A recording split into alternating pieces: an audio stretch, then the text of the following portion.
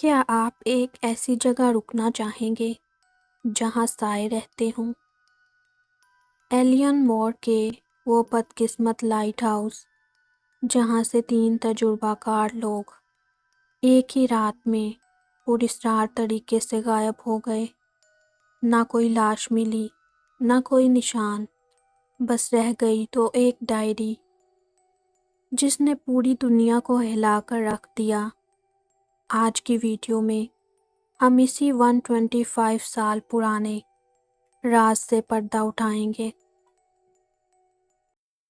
Scott land کے ساحل سے دور ایک چھوٹا سا جزیرہ ہے، ایلیون مور۔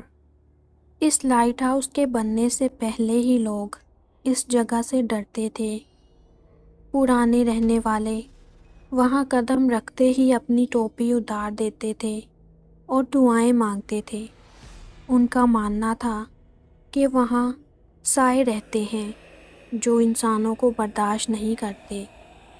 لوگ کہتے تھے کہ وہاں پر اڑنے والے پرندے بہت ہی خوفناک آوازوں میں بولتے تھے، جیسے وہ کسی خوفناک حلق سے نکل رہی ہوں۔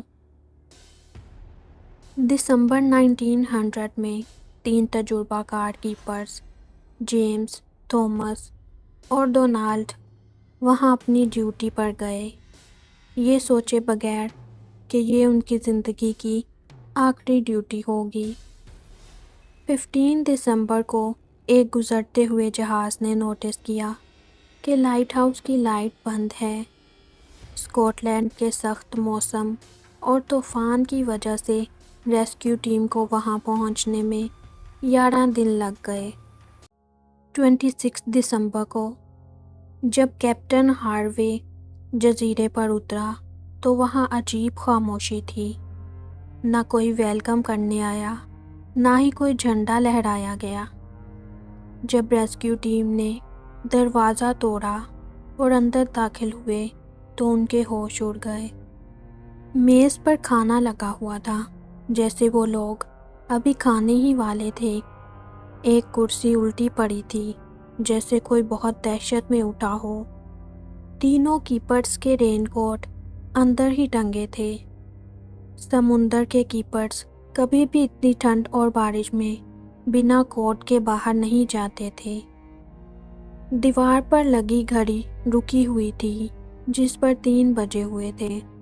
یہ سب بہت عجیب لگ رہا تھا۔ سب سے عجیب چیز تھامس کی ڈائری تھی۔ اس نے 12 دسمبر کو لکھا، ایسا طوفان پہلے کبھی نہیں دیکھا۔ جیمز خاموش ہے اور ڈونالڈ، جو ایک بہادر آدمی تھا، رو رہا ہے۔ لیکن ڈر کی بات یہ ہے کہ اس دن پورے علاقے میں کوئی طوفان تھا ہی نہیں، موسم بالکل صاف تھا۔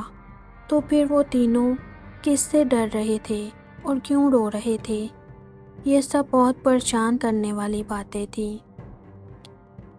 آخری انٹری 15 دسمبر کی تھی، طوفان ختم ہو گیا ہے، خدا ہمارے اوپر ہے۔ ان کو یہ سب بہت عجیب لگا کہ آخر یہ سب کیا تھا اور وہ کہاں گئے، کس طوفان کی بات کر رہے تھے۔ آج 125 سال بیت گئے، لیکن کوئی نہیں جانتا کہ وہ کہاں گئے۔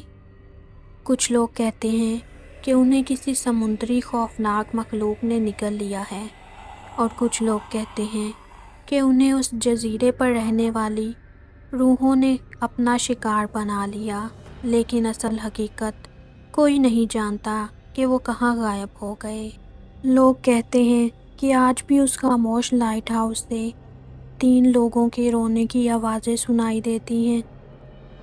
کیپرز کو ہمیشہ محسوس ہوتا ہے کہ کوئی انہیں دیکھ رہا ہے۔ کچھ کیپرز نے دعویٰ کیا کہ انہیں ہوا میں اپنے ان ساتھیوں کی پکار سنائی دیتی ہے جو غائب ہو گئے تھے۔